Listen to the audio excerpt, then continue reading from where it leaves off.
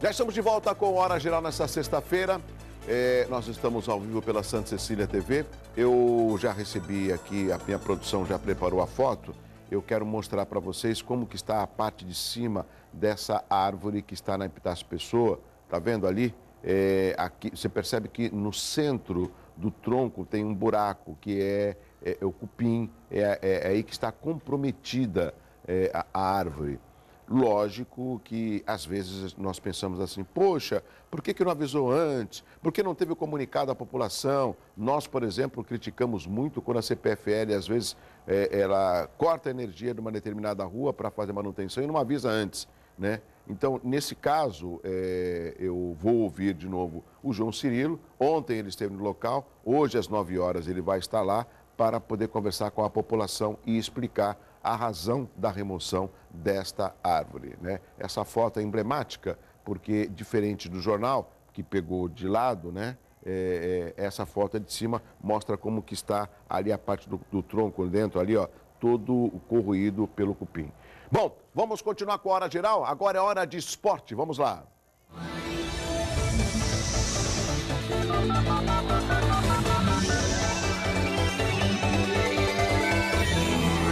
Após ter feito história no tênis logo aos 17 anos, Orlando Luiz segue sua caminhada para fazer seu nome no esporte brasileiro. Ontem, Orlandinho venceu o também brasileiro Marcelo Zorman e avançou para as quartas de final do ATP Challenger Tour de Santos. Em pouco mais de 1h30 de jogo, Orlandinho fez 2 sets a 0 com parciais de 6-4 e 6-2. O duelo foi especial, já que Orlandinho e Zorman formaram a dupla que venceu o torneio júnior de Wimbledon no ano passado. Também em 2014, os dois conquistaram a medalha de ouro nos Jogos da Juventude em Nanquim, na China. Na última terça-feira, Orlandinho venceu sua primeira partida de Challenger na carreira aos 17 anos, tornando-se o tenista brasileiro mais jovem a conseguir o feito. Antes, estabelecido pelo tricampeão de Roland Garros, Gustavo Kirten. Conhece? Aqui do meu lado, que vocês também conhecem, é o Renato César Leite, delegado adjunto da Receita Federal. Renato, muito obrigado pela sua participação. Além de uma pessoa que está sempre pronta a atender, eu tenho informações também do seu atendimento na Receita Federal. Eu acho interessante e, com todo respeito, Renato, você faz com a maior satisfação, porque essa é a sua profissão. E eu julgo que as pessoas que se comprometem a defender uma atividade profissional, elas têm que ter comprometimento, né? Eu sei que essa é uma época que a sua esposa está falando, escuta, você não vai parar de mexer nesse computador, calma, tem umas respostas, porque é loucura, não é, Renato? A gente acostuma, né? É normal. Há muito tempo que a gente ouve falar de vocação, né? Sim. Vou trazer a vocação no sentido mais amplo.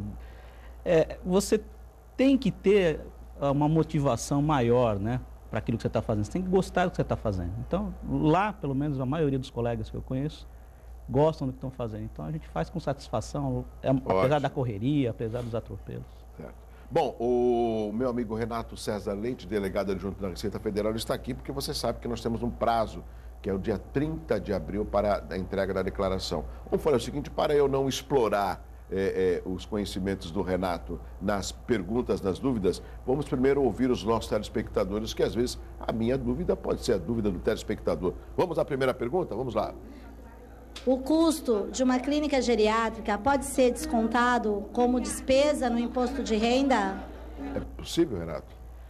Depende. Se você encarar isso como uma hospitalização, pode ser dedutível desde que a clínica se enquadre nos conceitos de estabelecimento hospitalar definidos pelo Ministério da Saúde e ela esteja registrada e autorizada pelos órgãos competentes, municipais, estaduais, federais. Então, se ela estiver nessas condições, é como se fosse quase um hospital, aí vai ser dado um recibo como se fosse uma internação hospitalar. Nesse caso é dedutível. Tá, o que eu ouço? Às vezes, vamos supor, o plano de saúde não cobriu, a pessoa pagou o serviço e vai tentar restituir do plano de saúde. Nesse caso, antes dessa restituição, ela pode declarar como despesa ou ela tem que esperar ver se o plano de saúde vai restituir e aí isso não entraria numa declaração? Toda despesa que ela fizer, ela vai declarar. Sim. Aquilo que ela recebeu de volta do plano de saúde, ela vai colocar como parcela não dedutível. Então, vamos dizer, você deu entrada no seu plano de saúde e ele restituiu no próprio ano calendário, que seria do ano passado, 2014. Então, você deu entrada, pagou, pagou lá R$1.000. O plano de saúde restituiu a você 500. Então você vai declarar que gastou 1.000, mas só 500 são dedutíveis desde que ela tenha te restituído no ano passado. Se a restituição, se o reembolso ocorreu só nesse ano, você vai deduzir integralmente os R$1.000 no ano passado. E no ano que vem, quando você fizer a declaração desse ano, você vai colocar esses 500 que você recebeu como se fossem rendimentos recebidos. Então você vai tributar esses 500. Quer dizer, você deduziu num ano, mas você tributa no outro. Agora, se for tudo no mesmo ano, você já abate e faz só a diferença. Vamos a mais uma pergunta do telespectador aqui no Hora Geral. Vamos lá. Ricardo Pérez, do Marapé. Eu sempre tive descontado na minha fonte o imposto de renda. Como faço para saber se eu tenho direito à restituição e como é feito esse cálculo da restituição? Quais são as coisas que me dão direito a ter essa restituição? As pessoas já estão preocupadas em saber o que eu vou ter de volta, o que será restituído a meu favor. Na verdade, assim, o fato de você ter imposto retido na fonte não significa que você não tenha que pagar mais nada ou que você tenha alguma restituição. Depende das deduções que você tem, de eventuais outros rendimentos que você receba. Às vezes a pessoa tem algum outro rendimento de outra fonte, um aluguel ou algum outro emprego, ou às vezes até de dependente. A pessoa esquece que o filho, quando ele coloca como dependente, se tiver rendimento, tem que somar a esposa, enfim, quem ele colocar como dependente, soma com os rendimentos dele. Então, se ele fizer a conta, faz a declaração, coloca os rendimentos, coloca as deduções, ele vai saber se ele tem restituição ou não. E é o momento agora, né, a entrega da declaração, de então você saber qual é o valor que você tem a pagar ou a restituir. Então isso que é importante, Renato. Quer dizer, na hora que eu faço a declaração, eu já sei se eu vou ter restituição ou imposto a pagar? Sim. Na hora que você preenche a declaração, você já tem a informação. Inclusive, a informação qual a condição melhor de opção de tributação. Que antes tinha o formulário verde ou azul, né? Hoje não tem, mas você tem no próprio programa a opção de tributação completa ou simplificada. O que quer dizer isso? Completa eu vou colocar todas as deduções, despesas médicas, instrução, dependentes, previdência, e aí eu vou ver quanto eu vou pagar de imposto. Ou eu posso optar por um desconto padrão, e esse desconto padrão, se eu tiver poucas despesas, às vezes ele é mais interessante. Então, o próprio programa te mostra qual é a opção mais interessante, se é a simplificada ou não. E aí você faz a opção e aí apresenta a declaração naquilo que você achar que é melhor para você. Renato, quando você fala de despesas médicas, as odontológicas estão inclusas? Sim, despesas odontológicas, obviamente você vai ter que ter o recibo, você tem que ter a comprovação de que você pagou e o serviço foi prestado. Vamos a mais uma pergunta aqui no Hora Geral. Vamos lá? Deixa eu ver aqui. Olá, meu nome é Adriano, sou do Jardim Castelo. Eu e minha esposa compramos um imóvel pela Caixa Econômica Federal. Eu gostaria de saber como que a gente faz para declarar essa compra. Ou seja, ele comprou um imóvel na Caixa, ele é obrigado, tá vendo? Tudo que é feito é obrigado a declarar, né? Sim, você estando numa condição de obrigatoriedade, você vai apresentar a declaração, então ali na declaração você vai colocar tudo que você fez. E uma das coisas justamente é isso, compra ou venda de imóveis. Essa situação de compra de imóvel financiado pela Caixa Econômica é uma situação bastante comum. E essa situação de financiamento da Caixa Econômica é uma situação que tem a garantia do sistema financeiro habitacional, ou seja, é uma dívida garantida. Como é uma dívida garantida, você vai declarar esse valor na coluna lá de bens e vai colocar que é uma compra feita, financiada pela Caixa Econômica. E à medida em que você for pagando, todo ano, você vai colocar o valor lá que você pagou de entrada e mais as prestações que você pagou ao longo do ano. Então, a cada ano você vai acrescentando os valores que você pagou, até o momento que você liquidar a dívida toda. E não coloca nada naquela coluna de dívida, porque como é uma dívida garantida, você não tem que colocar na coluna de dívida. O único cuidado que ele deve ter, viu, Douglas, é assim, se ele falou que comprou com a esposa, quero acreditar que eles declarem... Não, declarem em conjunto. Se declarar em conjunto é uma declaração só. Se declararem separados, como a maioria das pessoas é casada em comunhão parcial de bens, eles vão colocar os bens comuns, que é um bem comum, numa declaração só, numa dos dois. Ele vai optar, ou na dele... Tudo bem?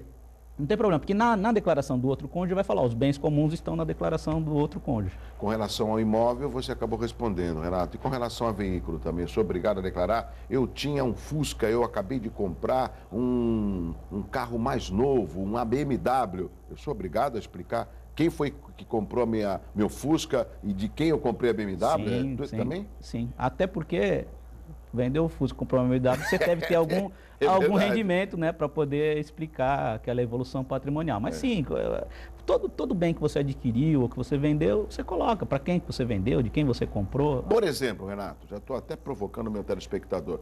Sabe de uma coisa, eu vou enganar a Receita, não vou declarar nada. Senão os caras estão vendo que eu troquei de carro, que eu comprei apartamento. Não vou declarar. O que pode acontecer? Bom, primeiro, Douglas, que a Receita já está vendo, mesmo você não declarando.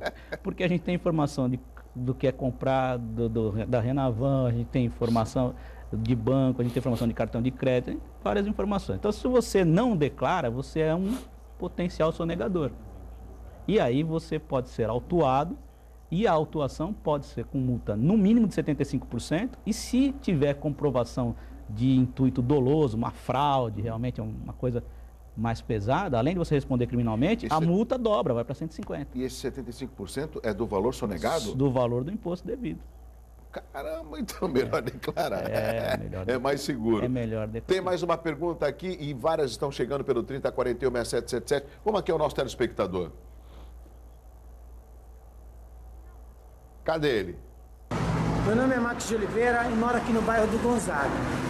Eu gostaria de saber o seguinte, os valores das restrições demissionais e o recebimento do seguro-desemprego entram no imposto de renda também? Nosso amigo Max e o Felipe, cinegrafista, estão acompanhando a Hora Geral. Renato. Ô Max, assim, as situações são diferentes. As verbas rescisórias, normalmente, elas têm algum caráter de salário e outras verbas que são indenizatórias. Então, aquilo que tem caráter de salário, ela é tributável, você vai declarar como um rendimento tributável. Aquilo que é indenizatório, por exemplo, fundo de garantia e tudo mais, isso é isento, mas você vai declarar como rendimento isento. Da mesma maneira que o seguro-desemprego. O seguro-desemprego ele é isento, você não vai pagar imposto sobre ele, mas você tem que declarar aquele rendimento. Então, você vai declarar como rendimento isento. Inclusive, há que se informar a fonte pagadora, se não me engano, no caso do seguro-desemprego é o FAT, né? Fundo de Amparo ao Trabalhador. Renato, um outro aspecto, você fala, lógico, com uma grande fluidez, porque esse é o seu trabalho. E nós nos preocupamos pelo menos uma vez por ano com o imposto de renda. Essa praticidade, você acha que ela é fácil na hora de declarar a sua declaração ou a maioria ainda recorre ao serviço de um contador? Douglas, a Receita ela tem facilitado cada vez mais a vida do contribuinte. O plano está fechado aqui, mas se você abrir um pouco o plano, você vai ver que eu estou com... Vou levantar aqui, eu estou com um tabletzinho. Aqui tem perguntas e respostas. Tem 800 perguntas e respostas. Isso está disponível para qualquer um. Na página da Receita na internet, você pode baixar isso e ali você resolve 90% das suas dúvidas.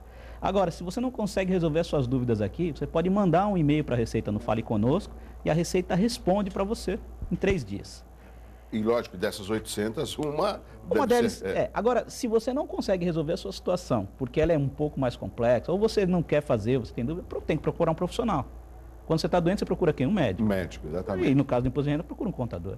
O nosso cinegrafista, o Alexandre, está mostrando justamente a ferramenta de trabalho do Renato, porque muitas das dúvidas, por mais que ele trabalhe como delegado adjunto da Receita, ele tem, lógico, a sua ferramenta em mãos até para tirar as informações dos contribuintes. Agora, Renato, nós estamos aí agora recebendo perguntas pelo 3041-6777. O Augusto Santos, do Marapé, ele faz a seguinte pergunta aqui no Hora Geral.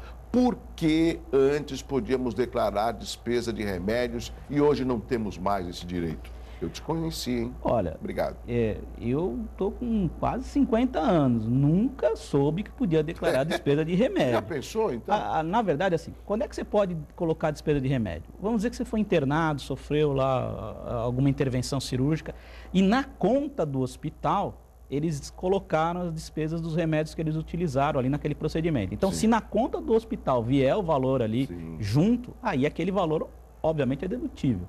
Agora, o remédio que você compra cotidianamente, ou que você compra na farmácia, que não é de um hospital, né, a fatura, não tem como deduzir. Por que não tem? Porque a legislação não prevê. Agora, poderia deduzir? Vamos falar com os congressistas para que isso seja colocado na lei. Se a sociedade quer isso, ela tem que pedir para que quem faz as leis coloque isso na lei. Principalmente os nossos deputados, porque isso tem que ser discutido em nível federal e cabe à Câmara Federal. Aproveitando o que você falou, tem uma pergunta da Cecília Costa que chegou pelo WhatsApp, mas me instalou aqui. Por exemplo, eu tive R$100 da nota fiscal paulista creditado na minha conta corrente. Eu tenho que declarar isso também no imposto de renda? Tem que declarar. É como eu falei, já que você não está obrigado a declarar só por causa disso, mas se você está obrigado, ou mesmo que não esteja obrigado, você está fazendo a declaração, coloque as informações. E a nota fiscal paulista, você tem duas diferentes fontes ali. Tem um recebimento que é aquele valor que volta para você, né, Douglas? Aquilo que você pagou e aí uma parte volta. E tem aquele sorteio. Tem gente que recebe lá R$10, 20, até 1 milhão. Teve uma senhora aqui em Santos, num dos primeiros sorteios, que ganhou 1 milhão. Olha só. Então, ali, ajuda, não ajuda, Renato? Ajuda. E ali aqueles rendimentos ou são tributados exclusivamente na fonte ou são isentos. Então você não vai pagar mais nada ali, é só informação mesmo. E aonde que eu consigo esse informe para anexar na minha declaração de imposto de renda da nota fiscal paulista? No próprio site da Secretaria de Fazenda do Estado, na nota fiscal paulista, ali tem. Ele tem um informe de rendimentos. É só imprimir. É só imprimir, ele traz tudo separadinho, inclusive qual é o rendimento que é isento, qual é o rendimento que é tributado na fonte, né? O que é de sorteio e o que é de devolução. Ótimo. A Cecília Costa, agora sim, Cecília, obrigado pela participação via WhatsApp, 981387000.